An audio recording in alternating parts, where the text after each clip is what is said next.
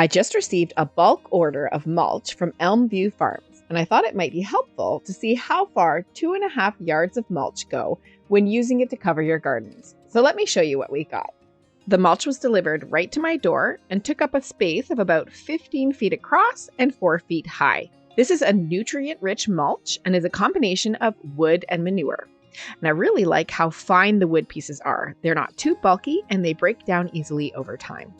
I leave the leaves from last year, which also act as mulch, so I don't need too much in terms of thickness, so I aim for about 1 to 2 inches, depending on the area and how much mulch is left from last year.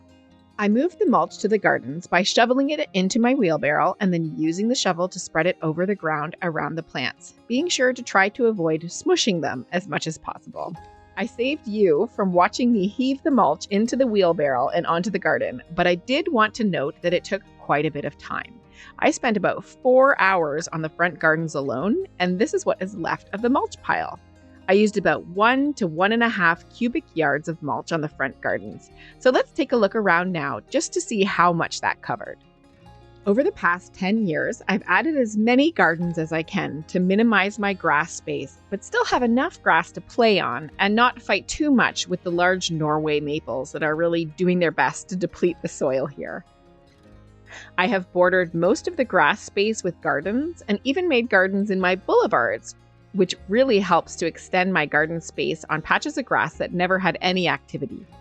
I would definitely encourage boulevard gardens, but do take a look into your municipal bylaws to ensure that these are allowed before taking the time and energy to put these into place.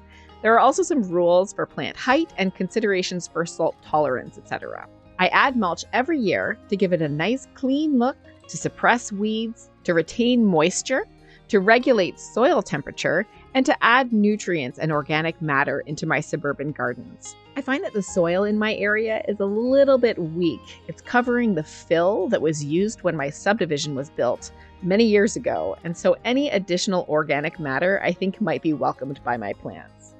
In total, I have about 870 square feet of gardens in the front yard and about 470 square feet in the backyard, for a total of about 1,340 square feet on my fairly small suburban plot of land.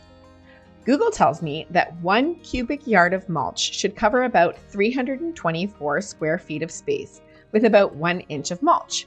Now that doesn't take into consideration the plants that you're mulching around, or if you want to have a thicker base of mulch. So just keep that in mind when doing your planning. Technically, based on these numbers, I could have thought that I needed about 4 yards of mulch for my property, and the 2.5 cubic yards that I received was more than enough for my gardens. And here's the pile after I covered the back gardens. I used another cubic yard or so in the back gardens, and I still have lots left, which I was surprised about. And I'll be putting this on my veggie garden and any other little spots that might need a little bit more mulch. So 2.5 yards of mulch really went a far way.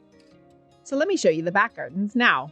Before I put my mulch down, I like to edge all of my gardens first, which helps define the gardens, but also stops the grass from growing into the gardens as well. When it's all finished, everything looks so nice and clean and consistent, and really it has so many added benefits as well. It really helps to cut down on the need for me to weed my garden and water my plants. And I think it looks pretty nice as well. If you're in Southern Ontario, I would definitely recommend Elmview Farms for mulch and also Triple Mix. I've been using their products for a few years now and will definitely be using them for years to come as well. Thank you so much for watching. I hope you found the video interesting and helpful. If you liked it, please give me a thumbs up and consider subscribing for more gardening adventures and tips just like this. Thanks again and happy gardening.